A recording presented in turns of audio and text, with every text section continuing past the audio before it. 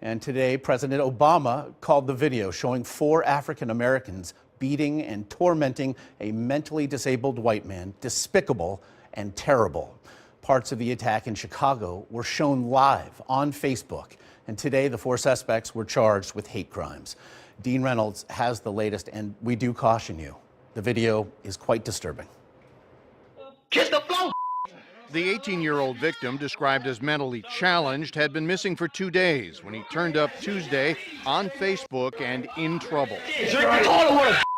Forced to drink from a toilet, he's also seen being kicked, choked, cut, and cursed. All of it streamed live on Facebook. A whole patch out of boy. Smack his Smack his again. Officials said the victim's alleged tormentors, 2 women and 2 men, were actually texting the teenager's parents during the 5-hour incident, suggesting a possible extortion attempt. Say I love black people. I love black people. Ultimately, the victim was rescued by officers who found him after he'd escaped, wandering the neighborhood bloody and incoherent. At about the same time, police responding to a disturbance call arrested 4 people at the apartment and quickly linked them to the Facebook video. My little sister said it's not funny. Hey, tell Donald Trump that's not funny. The victim is white and the suspects are African American. 3 are 18 and 1 is 24. And now they all face charges for hate crimes, as well as kidnapping, battery, and other offenses. His ass gone! As the beating streamed live on Tuesday, social media commentary poured in. "Y'all can't be this stupid," said one post. "Going to jail and one day to hell," said another. In fact, the suspects now face the possibility of decades behind bars, Josh, while the victim has been reunited with his family and is said to be recovering from his ordeal. We have a report on a new kind of violence and vandalism, call it a new kind of wilding, spreading across the country this summer. Flash mobs striking in city after city, attackers organizing online and then converging on stores and in streets to rob and terrorize people. What is going on? Here's ABC's chief investigative correspondent Brian Ross. Police described it as 60 seconds of anarchy. A so-called flash mob, more than 24 people, invaded a 7-Eleven convenience store this past weekend in suburban Washington and stole anything they could get their hands on. It is the latest example of what police and retailers around the country say is a growing and troubling trend. These incidents can turn violent, they can injure customers, they can damage the store, and then there's the financial losses that retailers suffer. The term flash mob was first used to describe impromptu gatherings of people to sing or dance in public places, all alerted by text or Twitter messages. But using that same technology, it has quickly turned ugly, with flash mob robberies reported in many major cities in the country, including this one in Las Vegas and this one in St. Paul, Minnesota. At the Wisconsin State Fair last week, a flash mob turned into a violent free-for-all with racial overtones. My mom just got attacked by a flash mob. Punch in the face for no reason. In Philadelphia, a series of flash mob robberies and street fights led the mayor last week to impose a 9 p.m. curfew on Friday and Saturday nights in downtown areas. If you want to act like a butthead, your butt is going to get locked up. But the problem continues to spread. In the flash mob robbery over the weekend in suburban Washington, police say at least 28 different individuals were involved and, if identified, could face felony charges. To make it clear, there is nothing funny or cool about this. The National Retail Federation now estimates that about 1 in 10 stores in this country has been the victim of a flash mob invasion and robbery, Diane. 1 in 10? A serious problem. In the last 6 to 9 months, this has taken off. What are you supposed to do if you're in a store and it happens? Stand clear, they tell employees. Don't try to stop it. Let the police come. But generally, by the time the police get there, the mobs have gone. So it's a serious problem. Regis Johnson and Aranda Tillman. Regis Johnson and Aranda Tillman just went before a judge in Bartow who set their bond at $500,000 each. They're accused of starving their 2-year-old daughter to death. If you can imagine looking at such a heartbreaking sight, basically it was just bones and skin. A relative, Frank Robertson, who lives with him in Davenport, has also been arrested. He's accused of watching the child go downhill month after month and not reporting it. The 2-year-old was born at 6 pounds, 10 ounces. 2 years and 10 months later, she had gained only 3 pounds. On Wednesday, Johnson called 911 and said the baby was not breathing. When deputies arrived, they found her dead in a blow-up pool being used as a playpen. When this baby died on May the 10th, she couldn't stand.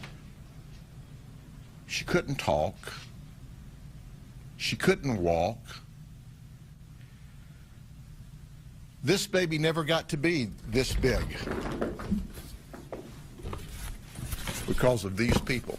The Department of Children and Families investigated the couple back in 2019 because the baby wasn't gaining weight.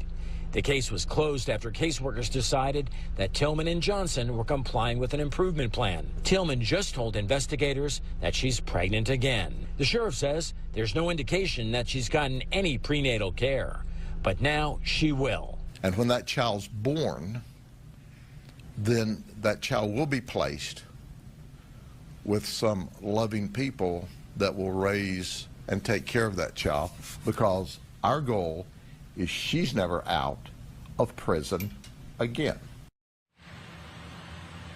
She may not be the only one spending a lot of time behind bars. They're all charged with the same thing, and that is negligent child abuse. If convicted, we're talking about years and years in prison for all of them. The memorial sits in the parking lot of the Safeway in American Canyon, where store employee Nathan Garza was shot and killed.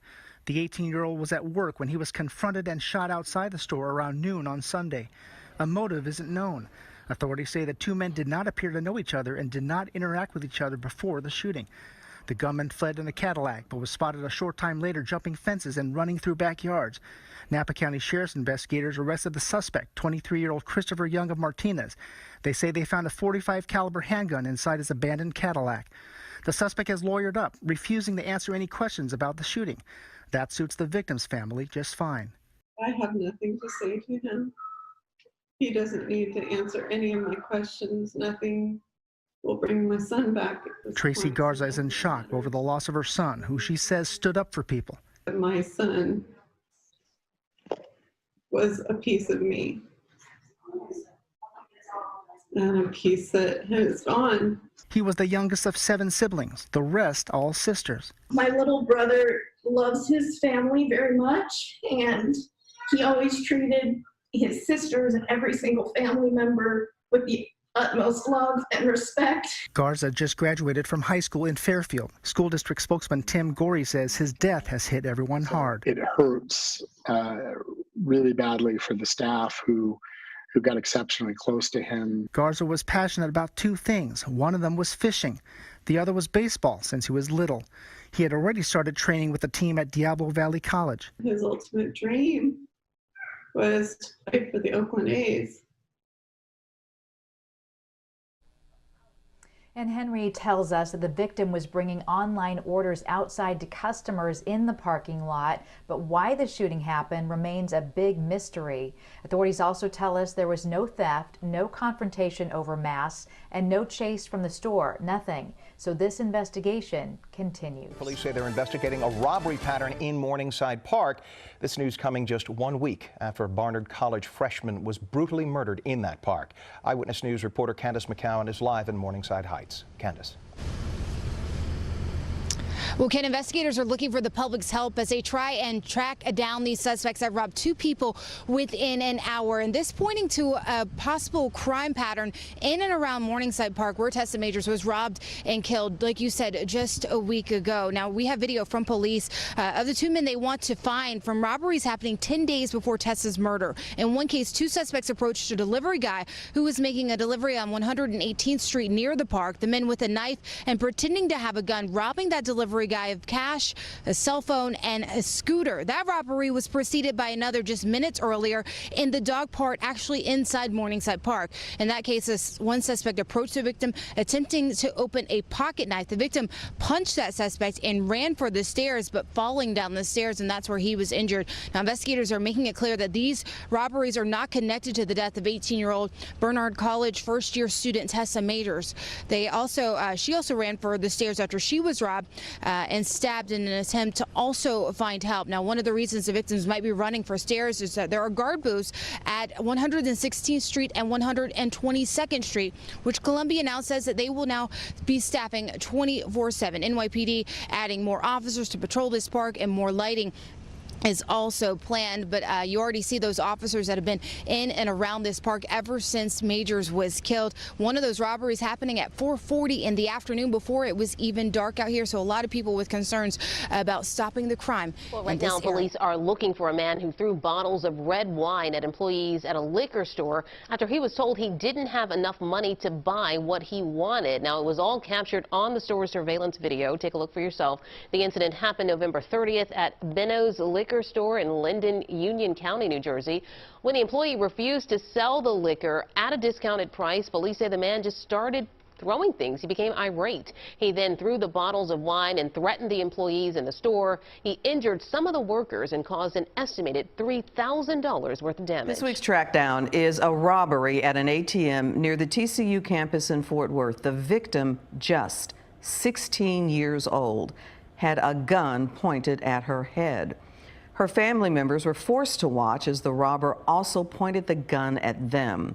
Fox 4's ᵛᵉቬᶦ has surveillance video from the Bank of America cameras. And I'm with Detective Brian Rainsford. We're at 3100 South University at Berry. Detective, what happened at this ATM back on January 23rd? Well, a juvenile girl came to the bank with some family members to make a transaction at the ATM. While she was standing at the ATM, a small, dark-colored subcompact car pulled into a parking space. A black male got out of the passenger side of the vehicle, walked up to the girl, and placed a gun to her head and demanded her property. The suspect sees the witnesses sitting in a pickup truck nearby. The suspect turns and points the weapon at the witnesses in the pickup truck and tells them not to get involved. The witnesses are family members of this juvenile? Yes, yeah. And then he takes a wallet from the girl who's standing at the ATM, gets back into the car, and then drives away. At one point, he's right in the camera, and you see his face. And let me ask you, based on that image, if someone sees it, if they know him, will they know him, Detective? Oh, yeah.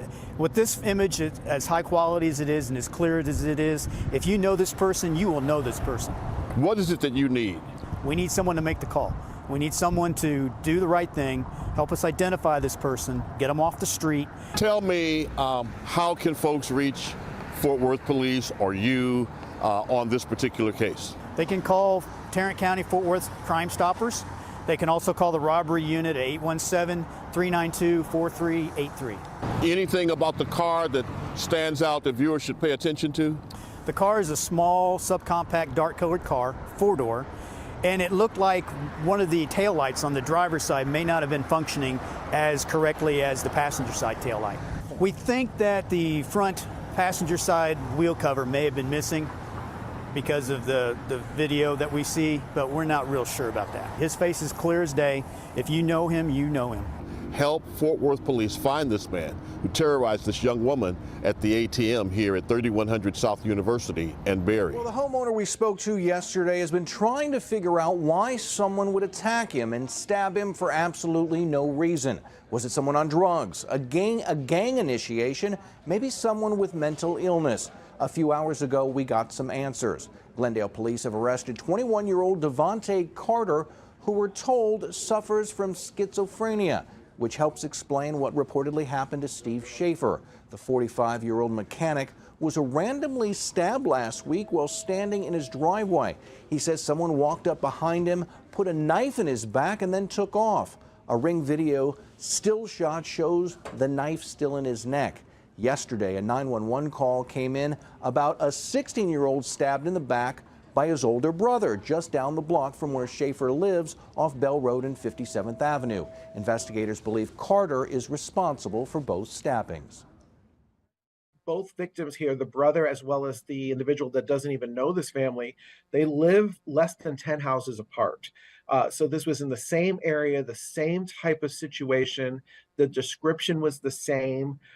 So it wasn't very difficult for us to piece together that this is the same individual that we were trying to find for the last week and get both of these cases resolved.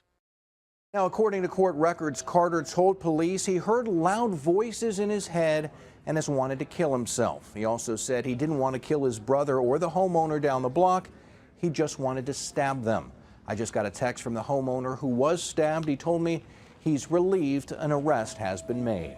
Live in the newsroom, Jason Berry for Arizona's Family. I would imagine so. Jason, Police thanks for that. have arrested 2 suspects after a burned body is found inside of a dumpster near downtown Phoenix in the homeless encampment called The Zone. Police took 18-year-old Isaiah Baskin and 22-year-old Larry Scott into custody on Wednesday on counts including first-degree murder and arson.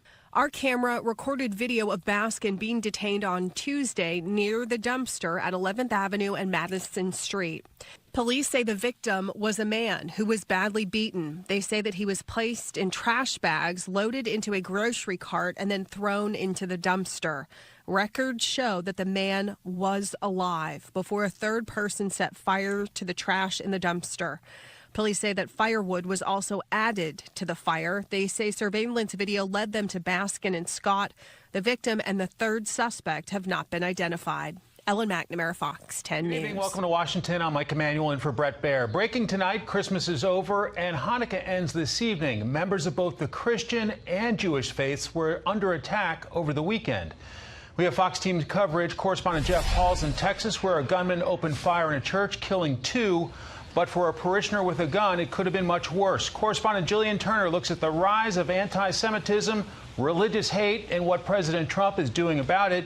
But we begin with correspondent Jackie Heinrich in New York, where the accused in the latest attack against Jewish people now faces federal hate crimes. Good evening, Jackie.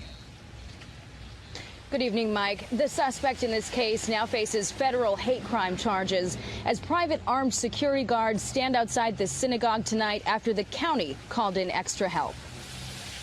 Ex-FBI, state police, and detectives.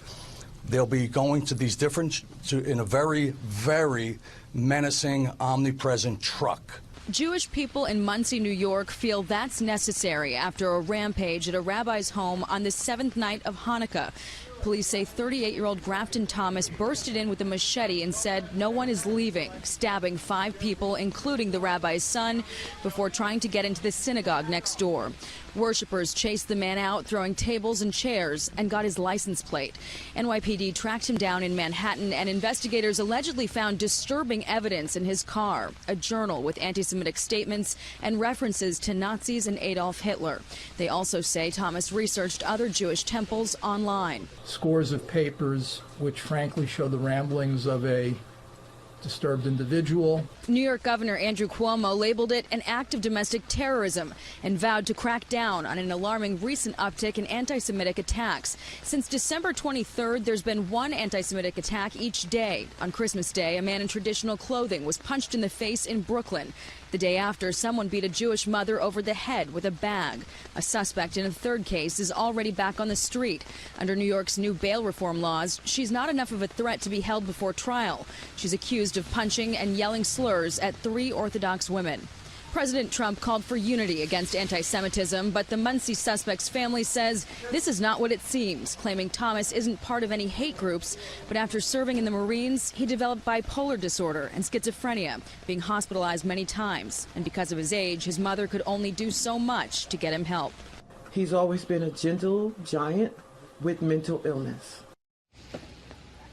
Investigators have not commented on reports that this suspect is also being investigated in connection to another stabbing at a synagogue in this very same town last month. Mike? Jackie, how do the federal hate crime charges impact the potential sentence? So, Mike, he can be prosecuted at the state level for the attempted murder charges, and they carry their own set of penalties. At the same time, he can be prosecuted at the federal level for the hate crime charges, and depending on the theory of prosecution they pursue, there could be different penalties. And the documents show that the feds have left their options open. They could either pursue bodily injury, which carries a penalty of up to 20 years, or they could go for the attempt to kill.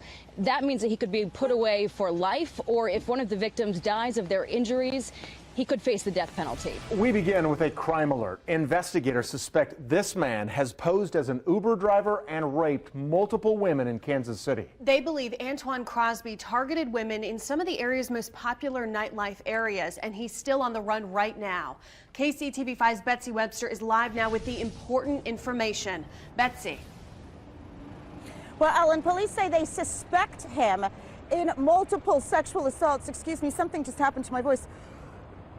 They suspect him in numerous sexual assaults that originated either here at Power and Light or in Westport. In each case, they believe he was preying on the women for being too drunk to consent.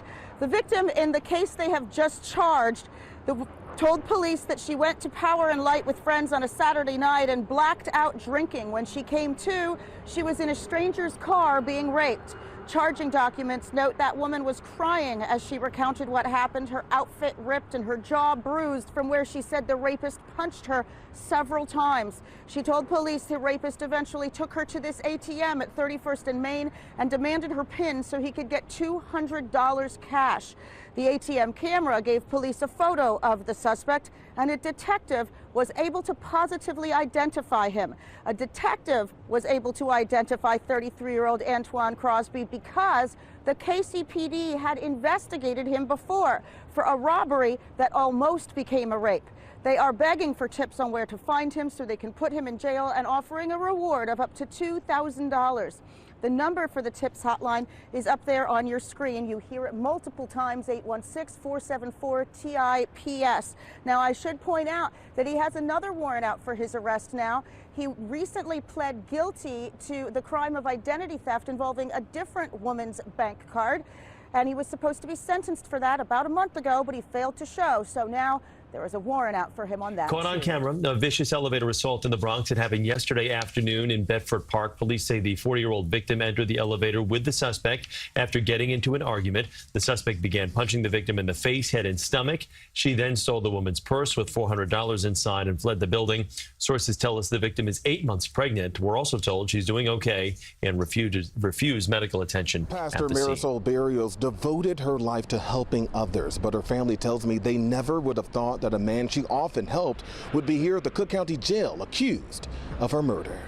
God bless you today and always. Her ministry had no borders. Pastor ᵛᵉɁᶦᶠᶦᵉᵈ traveled the world to volunteer, even reaching back to those in need in Chicago. In fact, our ABC7 cameras captured her volunteering in 2019 at a Thanksgiving event. I wish this didn't happen. She didn't deserve it. But now her sister Patricia is mourning her sudden loss after she says a man the pastor had helped was arrested for her murder. Actually fed him as well, like just give him food.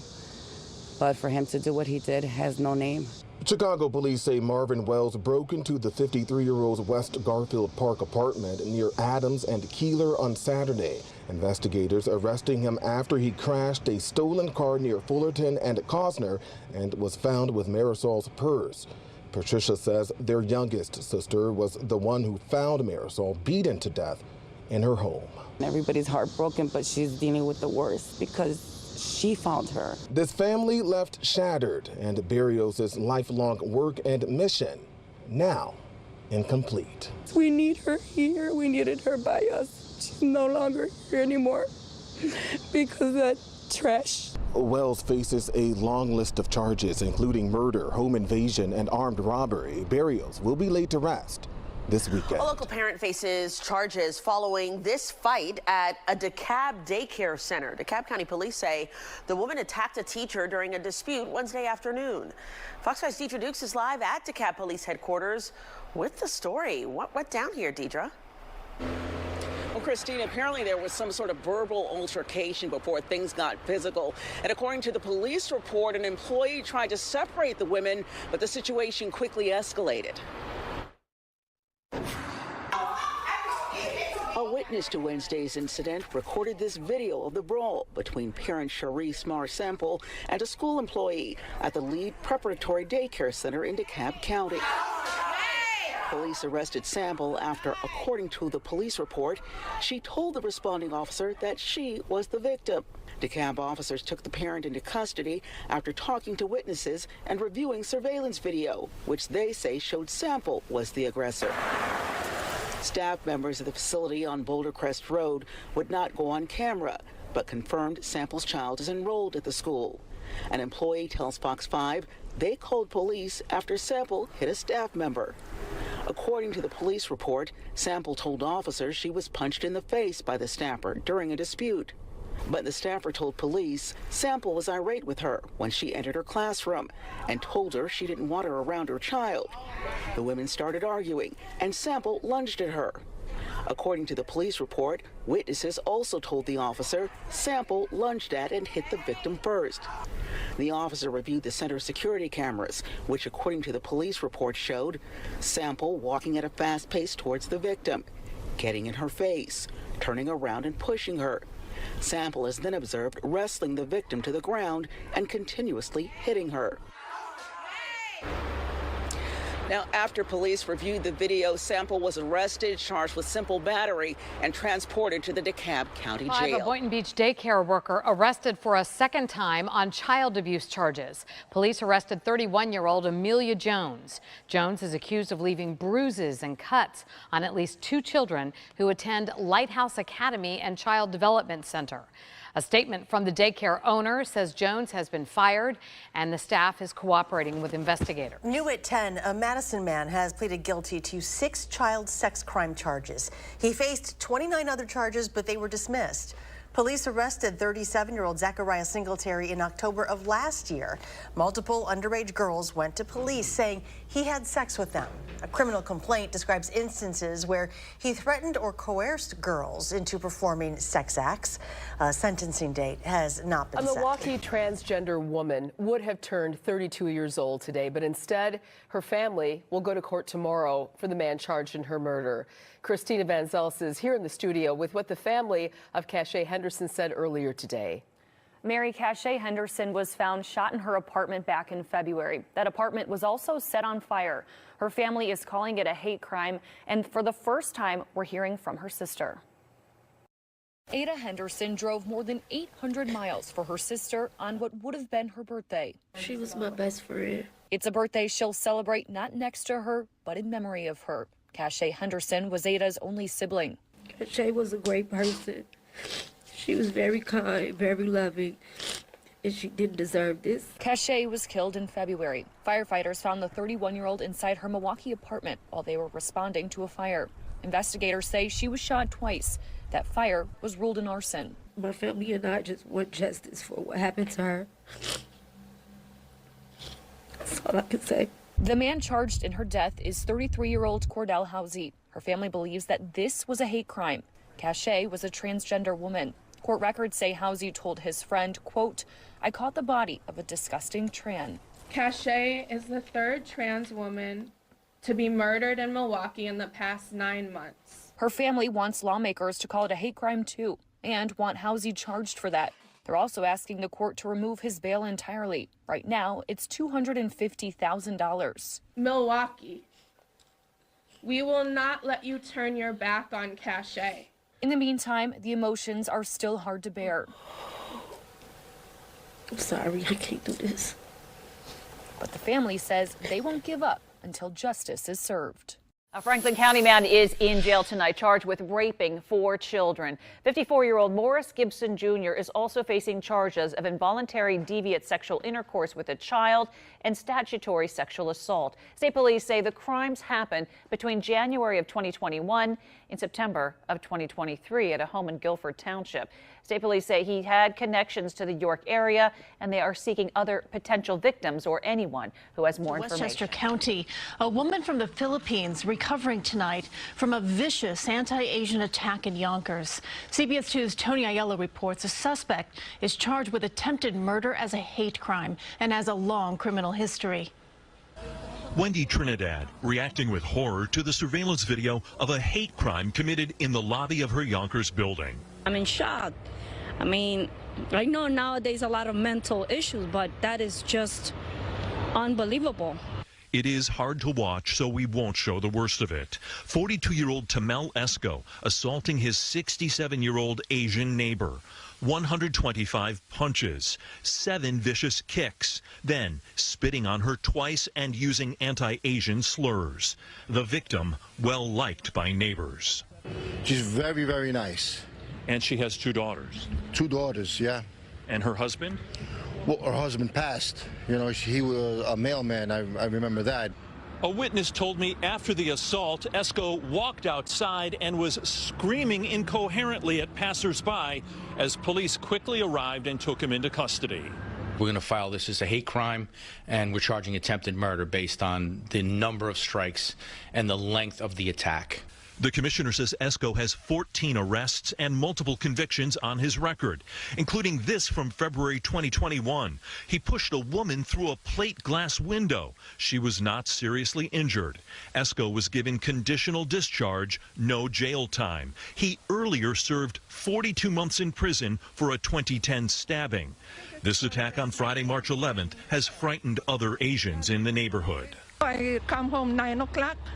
I have to be like always watching whoever is there, you know. ᵛᵉቬᶦᶠᴦ is being held without bail. Police say the 67-year-old victim has severe injuries and faces a long road to recovery.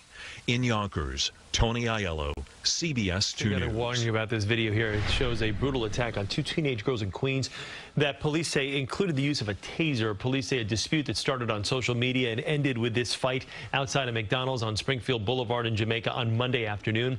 Police say a group of girls attacked the 14-year-old and 15-year-old and stole one of their backpacks. 3 teens have been arrested, but police are searching for a 4th suspect in the case. The victims were taken to Cohen Children's Medical Center to be treated for pain, swelling, and bruising. A former preschool teacher is back in jail. He's now facing new allegations of inappropriately touching a child. Now, back in May, this guy, ᵛᵉŒᶦᶠᴦᵦ, was sentenced to probation for molesting children at an Orlando area school. News 6's Eric Sandoval is live at the Orange County Jail tonight. Eric, what have you found out about this? Well, we found out ᵛᵉɁᶦᶠᴦᵦ was brought here to the Orange County Jail, Matt, on a warrant out of Virginia Beach, Virginia. And according to the jail records, he's going to stay here until he faces this new charge. Do you have anything to say to these parents? The last time we saw ᵚᵉɁᶦᶦᶦ was in May. He was walking out of the Orange County Jail with a smile on his face. Tonight, he's back here, being held on a new charge. According to documents obtained by News 6, Hamilton was arrested by Orange County Sheriff's deputies here at his home in Apopka on August 28th. Those documents say Hamilton was wanted on a warrant out of Virginia Beach. The charge? Aggravated sexual battery of a child under 13 years old. I want you to understand that you've hurt us terribly. Hamilton pleaded guilty in March to charges he molested children at Bright Horizons Learning Center in Orlando. In May, he was sentenced to 15 years probation. News 6 spoke to the attorney representing the parents in that case and in the civil case now working its way through the courts. Jeff Herman told us, in my opinion, the children of the world are safer when this man is behind bars. Now, right now, we are working to get details of the allegations against Hamilton from Virginia Beach Police. In the meantime, we reached out to Hamilton's attorney tonight for a comment, and he has not returned our Teens calls. facing charges tonight stemming from a fight outside a public school on the far south side. Skycam 9 above this scene this afternoon near Wendell Smith Elementary. That's at the 800 block of East 103rd Street.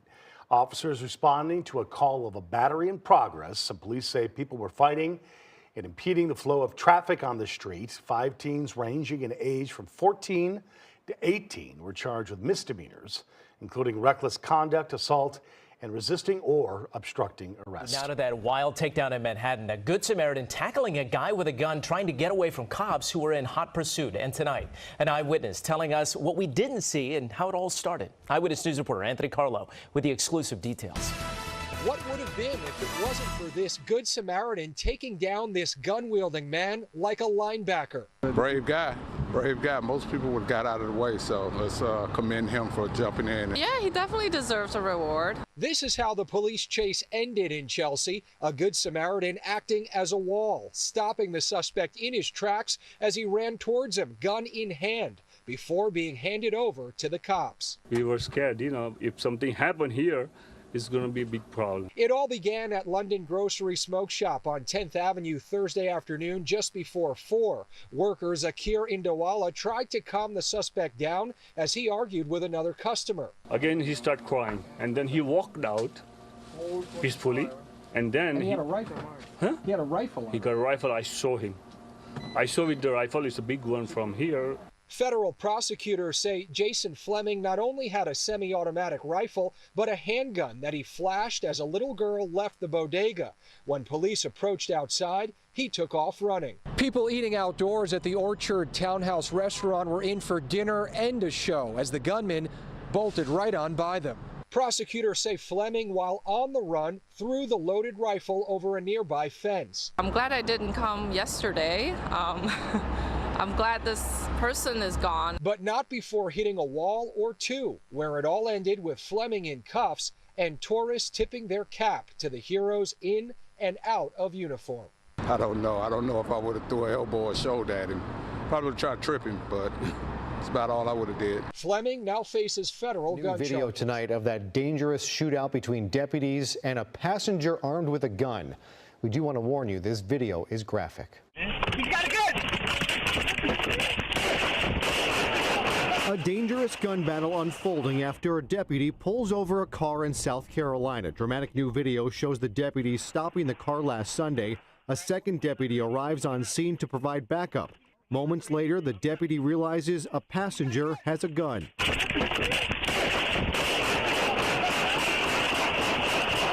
Bullets fly before officers fire back, one of them firing on the driver's side with the driver sitting right there.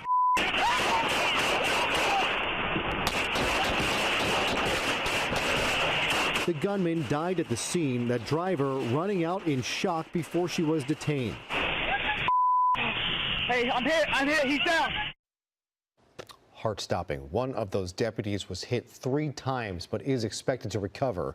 Both deputies have now been placed under paid administrative leave as the investigation into this deadly shootout of continues. Seacoast Church in North Charleston has been charged with assaulting 10 teenage girls. That's according to North Charleston Police. Vernon Tyrell Willis was the former student ministry leader at the Seacoast Church Dream Center, which provides resources and opportunities to low-income families or to the homeless. He turned himself in to North Charleston Police yesterday. Ariana Harris has more information on this case and what the church had to say about it. I spoke with 3 people outside of the Seacoast Church North Charleston campus, and all 3 of them had no idea about the arrest. 2 of them were working, and one of them said, quote, "I hope this wasn't happening when we were here." Vernon Tyrell Willis is facing 13 counts of second-degree assault and battery. That's according to jail records. Police say detectives were able to identify 10 victims ranging from 13 to 16 years old. According to Seacoast, the initial report was made in early December, and they immediately placed Willis on leave. He was then terminated within 48 hours. I spoke with Low Country attorney Mark Pepper, who is representing 2 of the victims. He says the Pepper law firm has launched their own investigation on the church. The firm released the following statement saying, quote, "Our investigation confirmed that Seacoast Church allowed Mr. Willis unfettered access to one-on-one contact with multiple female minors without any supervision. Further, Seacoast had direct knowledge of his proclivity to use his role as youth pastor to unlawfully touch and seclude minor females on the church campus as far back as 2020, yet continued his employ without providing any training or supervision." Seacoast Church Executive Director Margaret Little released this statement on behalf of the church, saying, quote, "Seacoast Church is heartbroken by a former employee's inexcusable and indefensible actions. We are grateful for the young women who shared their story, which allowed us to put an end to this behavior, and want to thank these students and their families for being brave and coming forward.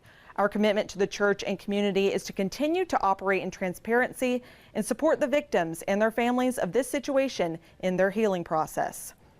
Seacoast says if you or a loved one has been impacted by Willis, please contact NCPD or the executive director, Margaret Little. If you wish to read the full statements from both the Pepper Law Firm and Seacoast Church, you can read this web story on live5news.com. Another brazen theft at a San Francisco drugstore caught on video. It comes after the governor and local officials pledged to crack down on crime that has forced so many stores to close down. Our crime reporter Henry Lee joins us now live. He's at SFPD headquarters with the latest. Henry. Yeah, it's been happening over and over, Julie. Thieves thinking they can steal things with impunity, thinking they will never get caught. That's an issue that brought a candidate for governor to San Francisco today. It's happened again. 4 women run off after stealing from the CVS pharmacy at Van Ness and Jackson in San Francisco, this time just before 6 Monday night.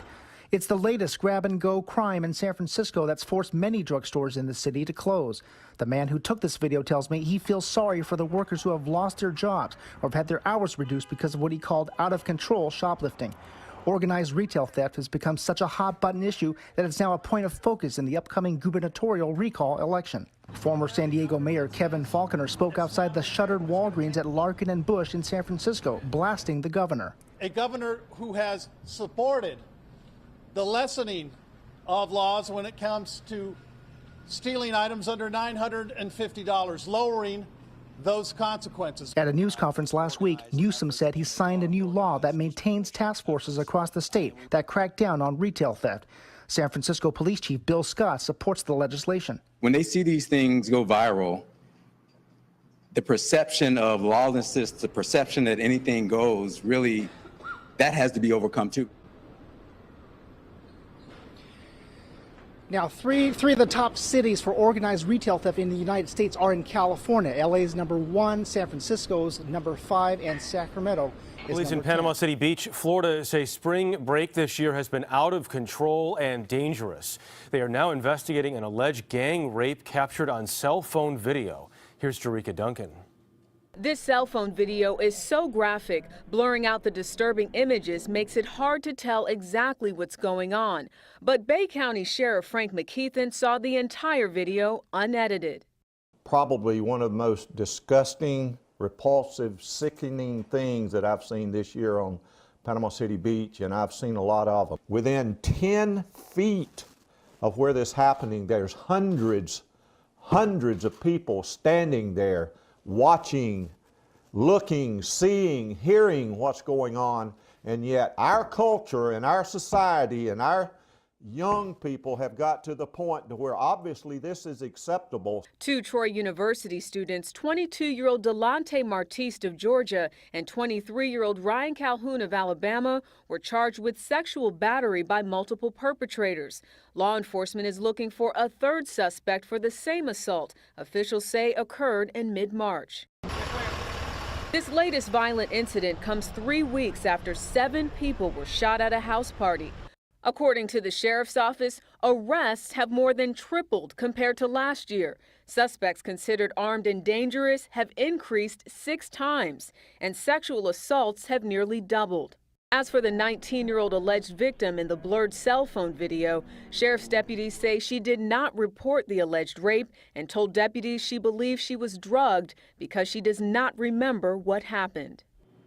The video was discovered by the Troy Police Department in Alabama. While investigating a shooting there, Jeff, police say they recovered a phone containing that graphic video. All right, Jerika, thank you very much. It was another weekend of dangerous sideshows on the streets of Oakland, and one of them turned violent. As KTVU's Henry Lee reports, a man was attacked after confronting people at one of those sideshows. Video posted on social media shows a man frustrated by a sideshow at 34th and Adeline in West Oakland.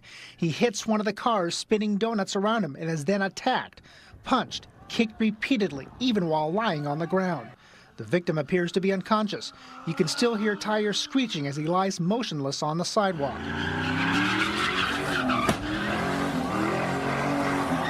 At the same sideshow, this Mustang ran into and sheared off a fire hydrant. Nia Navarro, who's visiting Oakland from out of state, sympathizes with the man who tried to stop the mayhem. If he's fed up, he should speak up, right? But I don't like to get involved with that. I don't recommend people get involved with that. And please do not, interfere. Let the police officers respond to that effort. But for officers to respond, there has to be enough of them, or else they'll be outnumbered. This video shows an Oakland officer driving slowly through a sideshow of dirt bikes and ATVs at 42nd and International in East Oakland. The officer takes off while being escorted away by bikers. Oakland City Council member Noel Gallo says he and residents are beyond frustrated. The council rejected his proposal to go after spectators. He's still trying to go after promoters and participants. We're not trying to criminalize, we're trying to protect the residents of Oakland. We're just trying to enforce the laws that we have and make it not only safe for the community, but also safe for the individuals that are involved in the sideshow. It seems like no part of the city is immune. This video shows people caravanning in dirt bikes, ATVs, and cars on both sides of International. Here, cars and bikes at another sideshow took over Lakeshore and Hanover at the edge of Lake Merritt. And this sideshow took place at 5th Avenue and East 10th Street.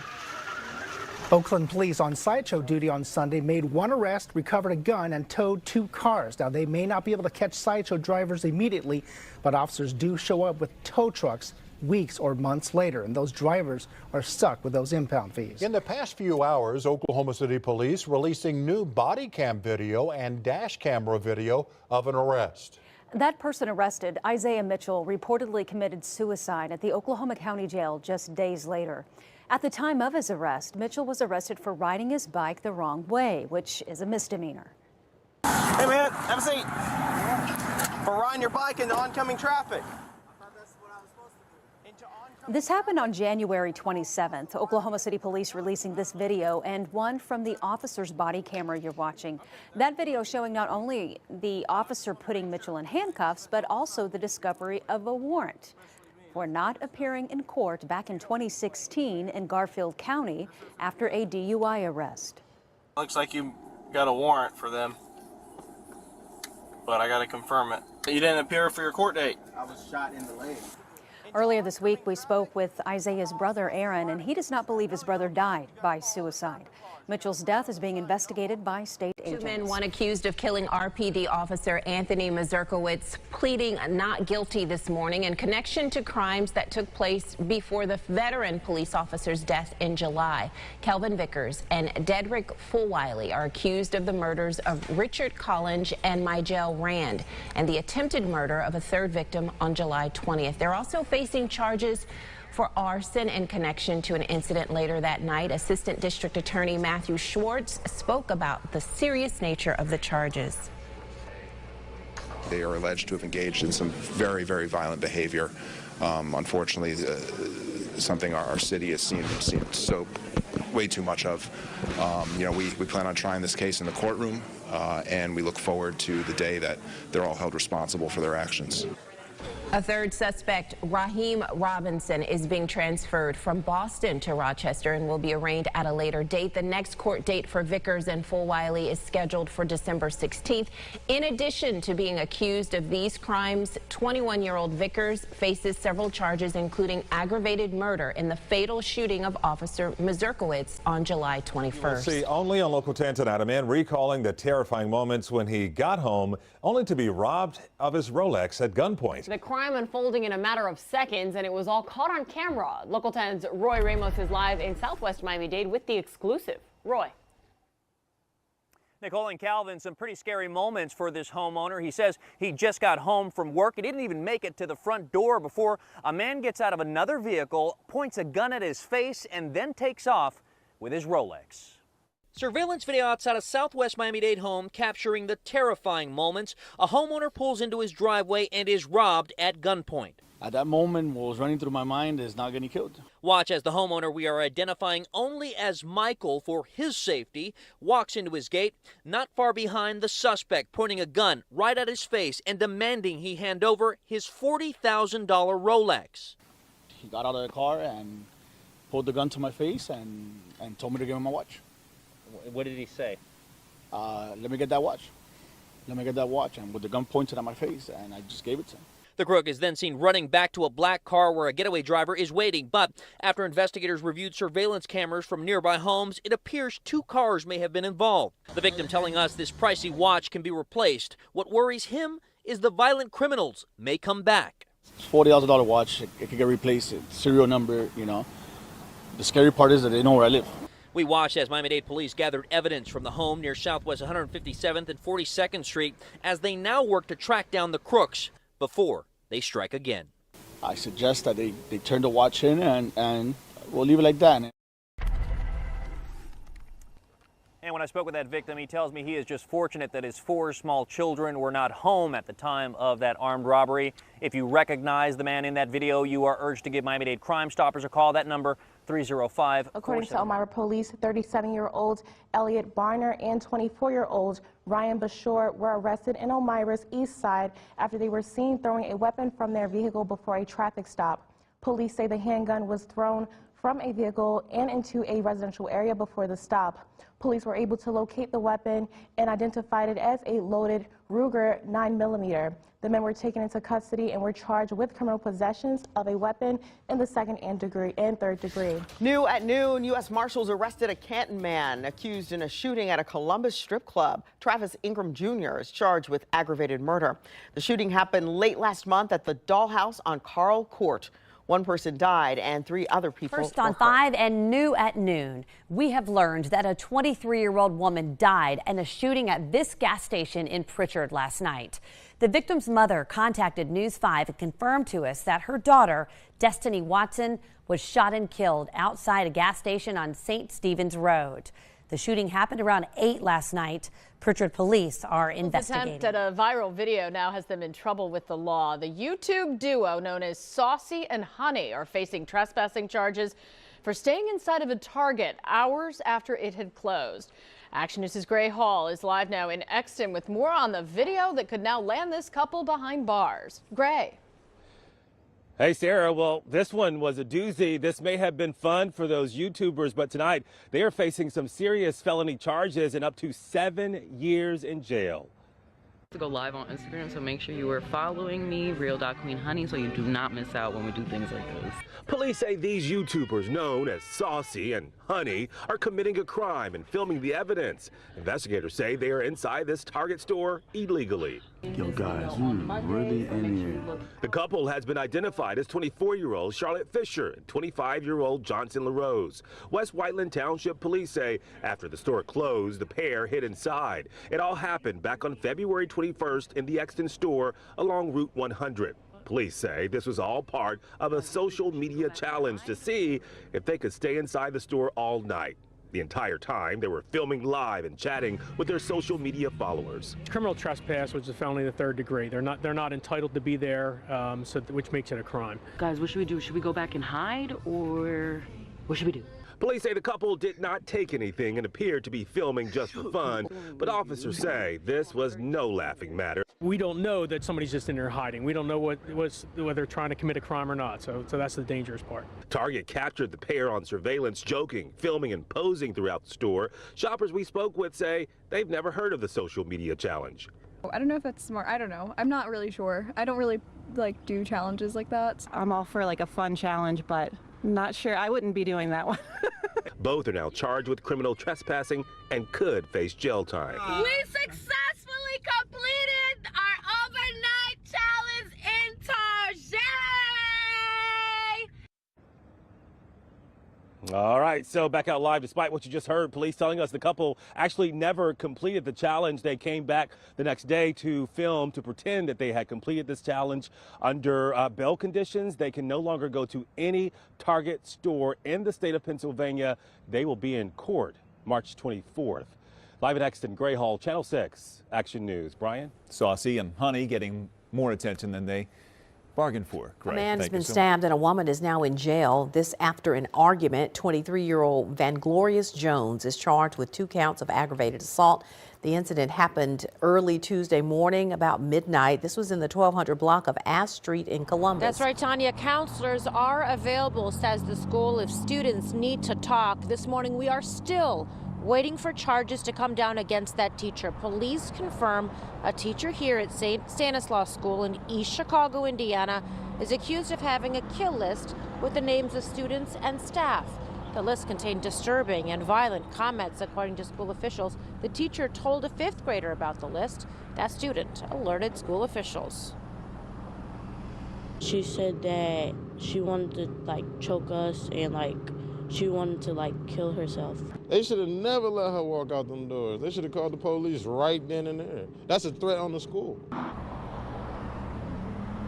East Chicago police say they were not notified of the incident until 4 hours later. In a letter to parents, the school's principal said in part, quote, "The teacher was immediately removed from the classroom and detained while we investigated the incident. After students were safely dismissed, the teacher was escorted off campus and we notified the police." Now, we are not reporting the teacher's name until she is officially charged. But again, students not in school today. Instead, they are I was able to drive and work and do what everybody else does.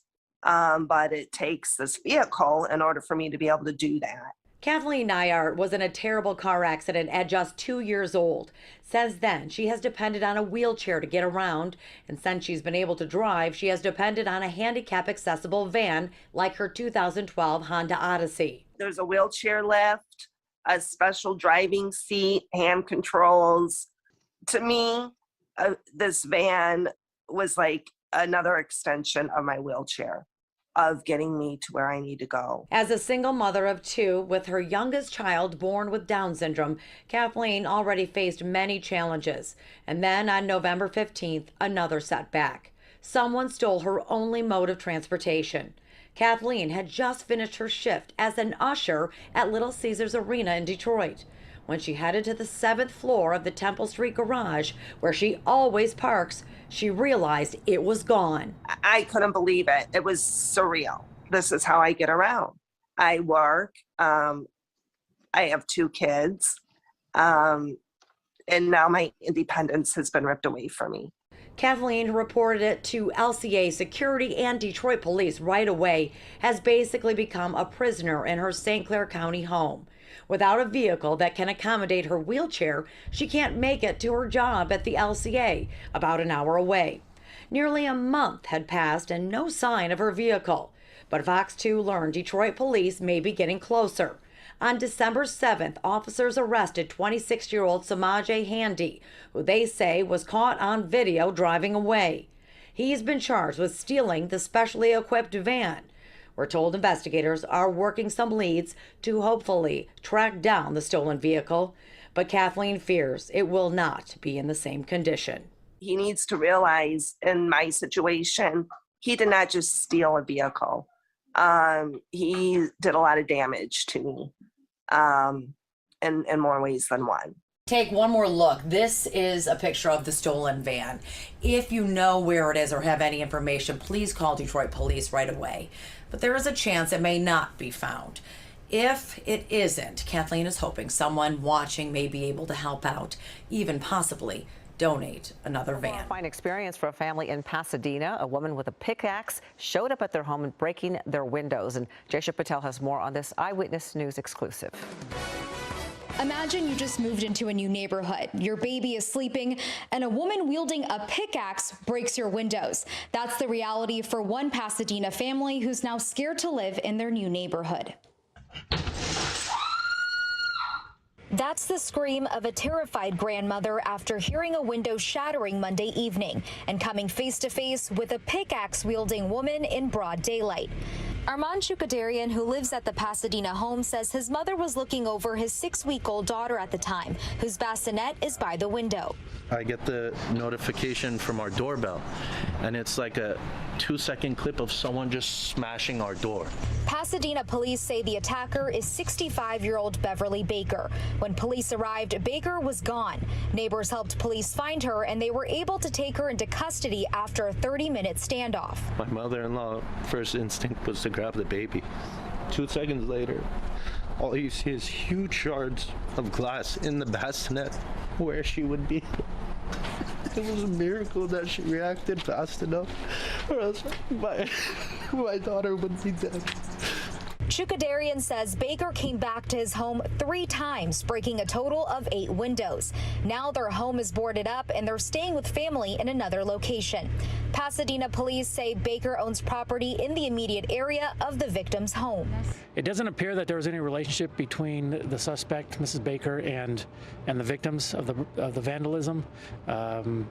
It appears as if that she was suffering from some type of mental health crisis. That is just speculation and has not been confirmed yet. Pasadena police say the estimated amount of damages to Chukadarian's home is $20,000. Everyone's still shooken up. We built this house from scratch. We put all our savings into this house because it's a nice neighborhood. We grew up here. Baker's arraignment is Wednesday, and Chukadarian tells us he's trying to file a restraining order against her as fast as possible. In Pasadena, Jaysha Patel, ABC 7 Eyewitness News.